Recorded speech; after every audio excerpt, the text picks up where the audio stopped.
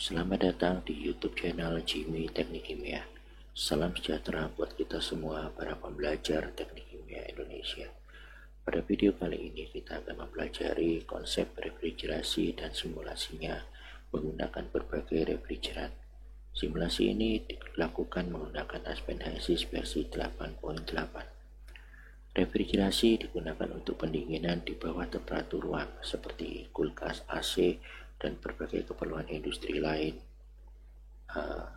Refrigerasi merupakan sebuah siklus di mana fluida pendingin atau refrigeran terpakai akan menjadi lebih panas kemudian didinginkan kembali melalui sebuah siklus. Dalam sistem refrigerasi, refrigeran bermula dari temperatur kamar dan tekanan atmosfer akan melalui 4 unit operasi sebagai berikut. Kompresor yang bertugas meningkatkan tekanan dan temperatur menjadi vapor superheated. Cooler yang bertugas sebagai kondensor akan mengalami pendinginan sampai mendekati temperatur ruang. Tekanan tetap tinggi, refrigeran terkondensasi menjadi liquid. Berikutnya adalah expansion valve. Di sini tekanan akan turun drastis dan temperatur juga akan mengikutinya, menghasilkan fluida yang sangat dingin. Fluida yang sangat dingin tersebut diaplikasikan dalam suatu heat exchanger untuk mendinginkan fluida dalam suatu proses dengan target temperaturnya di bawah temperatur kamar. Kita menggunakan palet seperti ini. Di sini ada cooler, kemudian ada heat exchanger, kompresor, dan expansion valve. Berikut adalah siklus yang kita gunakan. Kita mulai dari yang nomor 1, ini adalah liquid bertekanan tinggi yang melalui expansion valve sehingga dia akan berubah menjadi refrigeran yang sangat dingin. Refrigeran ini digunakan dalam heat exchanger untuk mendinginkan material-material yang akan didinginkan di bawah temperatur kamar. Nomor 3 ini adalah vapor atau refrigeran panas yang dimasukkan ke kompresor menghasilkan vapor superheated yang kemudian dimasukkan kembali ke dalam kondenser untuk menghasilkan liquid bertekanan tinggi. Demikianlah siklus ini akan berjalan seterusnya sehingga refrigeran yang digunakan itu bisa digunakan berkali-kali. Untuk memahami siklus refrigerasi ini, kita akan mencoba mengerjakan suatu kasus menggunakan propana dan amonia sebagai refrigeran. Di sini air pada temperatur 50 derajat Celcius akan didinginkan hingga 20 derajat Celcius. Karena ini di bawah temperatur kamar, maka digunakan refrigeran yaitu propana. Pendingin propana keluar dari heat exchanger pada minus 10 derajat Celcius berupa vapor semua atau dew point dengan pressure drop cell side 0,15 bar dan tube side 0,1 bar. Pada siklus refrigerasi, aliran 1 atau yang keluar kondensor itu 35 derajat Celcius berupa liquid jenuh. Pada bubble point, kondensor mengalami pressure drop 5 psi. Kita diminta untuk menghitung kebutuhan propana dan kebutuhan daya kompresor. Dan yang kedua, kita diminta untuk membandingkan antara propana dan amonia. Seperti biasanya kita akan memasukkan dahulu komponen-komponen yang akan digunakan. Yang pertama adalah air, kemudian propana, dan yang terakhir amonia.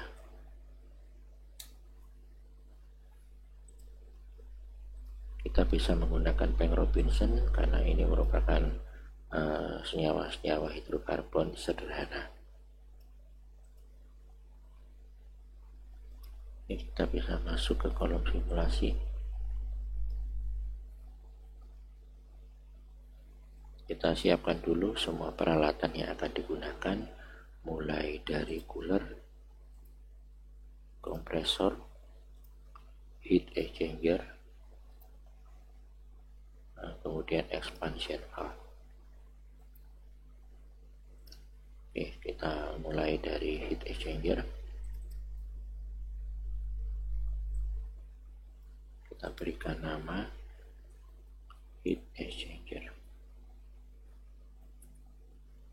Kemudian di bagian cup ini antara air dan refrigeran. Di sini refrigeran dimasukkan ke dalam cup supaya tidak ada panas yang masuk dari luar sehingga meningkatkan suhu refrigeran, sehingga refrigeran yang digunakan ini benar-benar efisien untuk mendinginkan material dari suatu proses.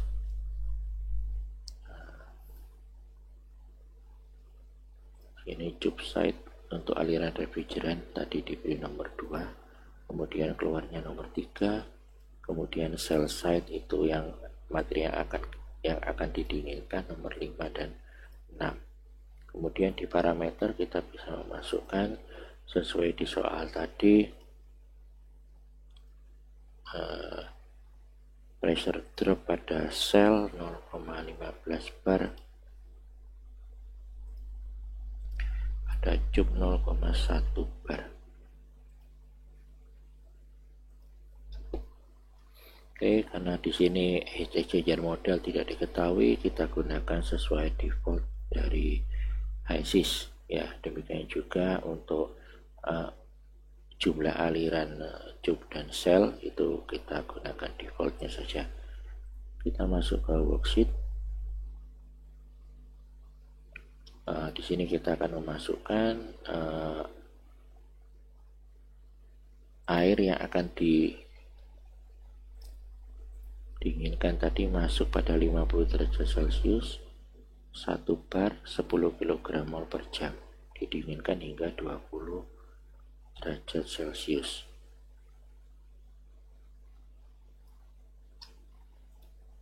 Untuk aliran air di sini masuk 50,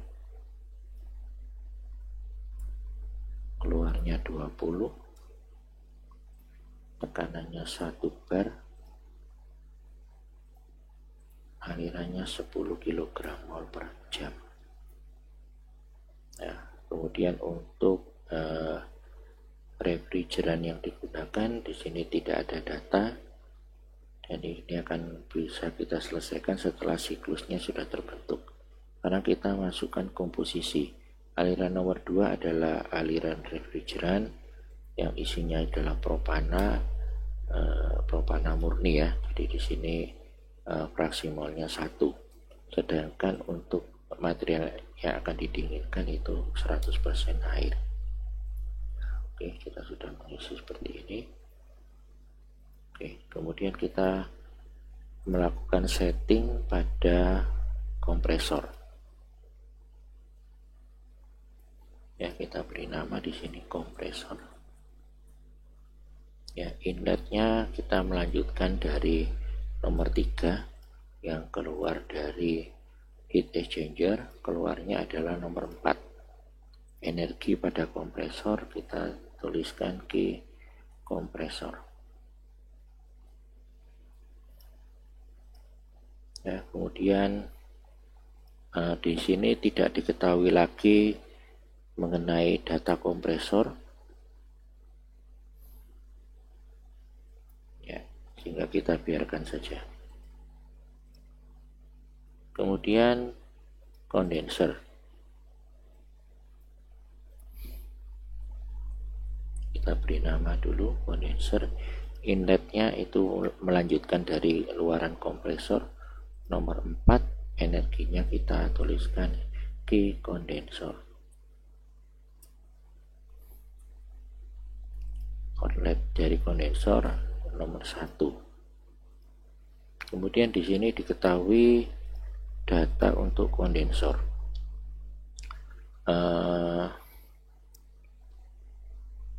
Ini belum kita masukkan semuanya.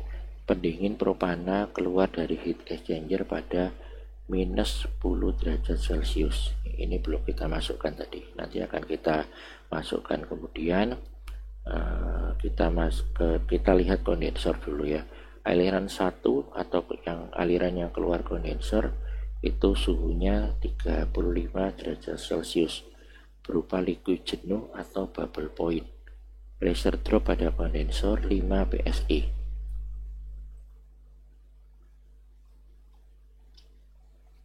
Oke, ini pada kondensor kita lihat di sini pressure dropnya 5 PSI.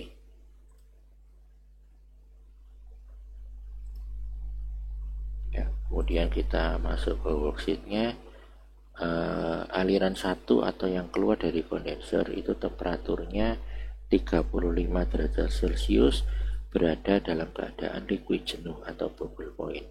Ya, pada bubble point maka vapor fraction itu sama dengan 0.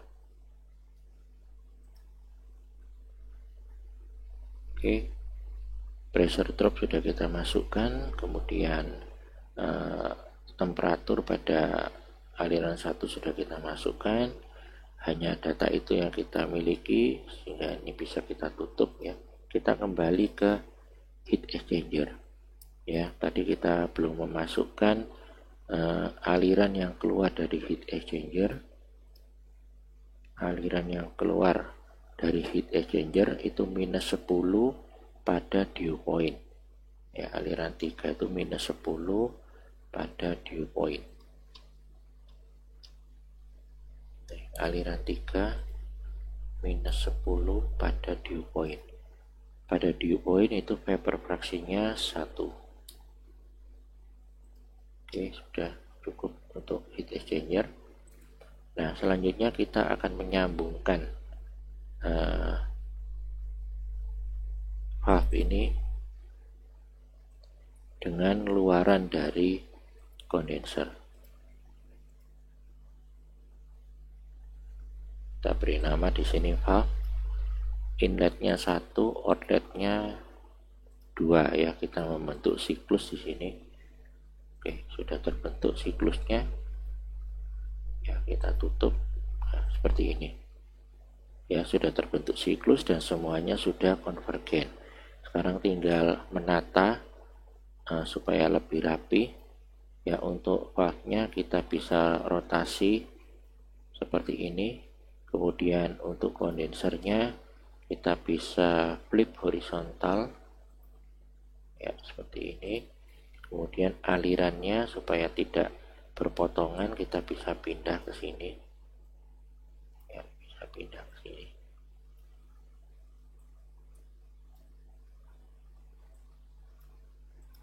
Ya, sudah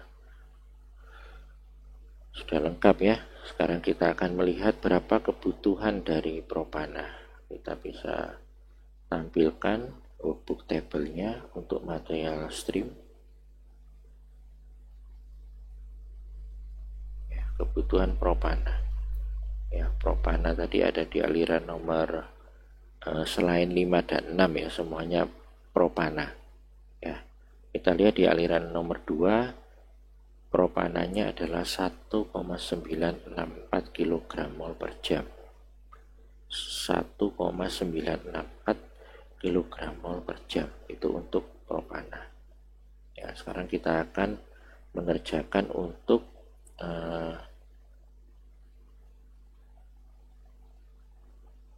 amonia ya. Apabila diganti amonia bagaimana ya? Ini tadi 1,964. Ya, kita akan lihat di sini kalau kita ganti dengan amonia bagaimana. Ya, kita tinggal mengganti saja untuk komposisinya. Untuk yang nomor 2 di awalnya propana, ini kita ganti ya, kita nolkan di sini. Ya, kita ganti amonia murni. Oke. Ya, kita akan melihat perbedaannya seperti apa. Ya, molar flow-nya 1,236 dibandingkan tadi 1,964. Ya, kita juga diminta untuk menghitung beban kompresornya berapa ya, beban kompresor. Daya kompresor ya.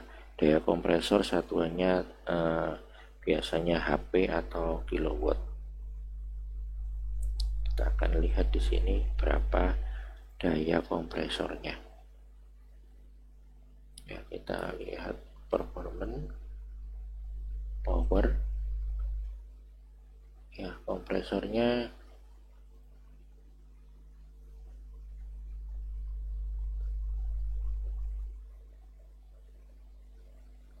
ya ini total dayanya adalah 1,819 kW.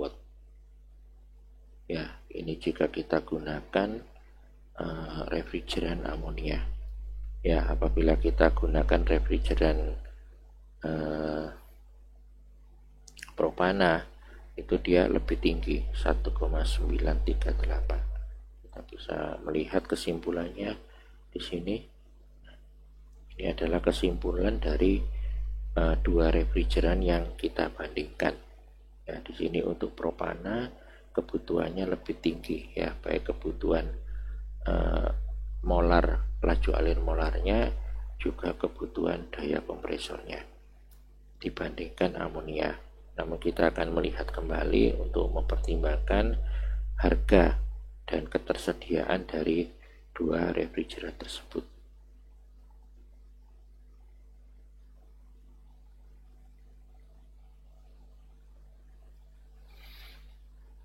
Demikianlah pembelajaran kita mengenai simulasi siklus refrigerasi dan heat exchanger. Apabila ada masukan atau pertanyaan lebih lanjut, silakan tinggalkan pesan di kolom komentar. Semoga pembelajaran kali ini dapat bermanfaat bagi kita semua. Sampai jumpa dalam video-video selanjutnya. Salam Teknik Kimia Indonesia.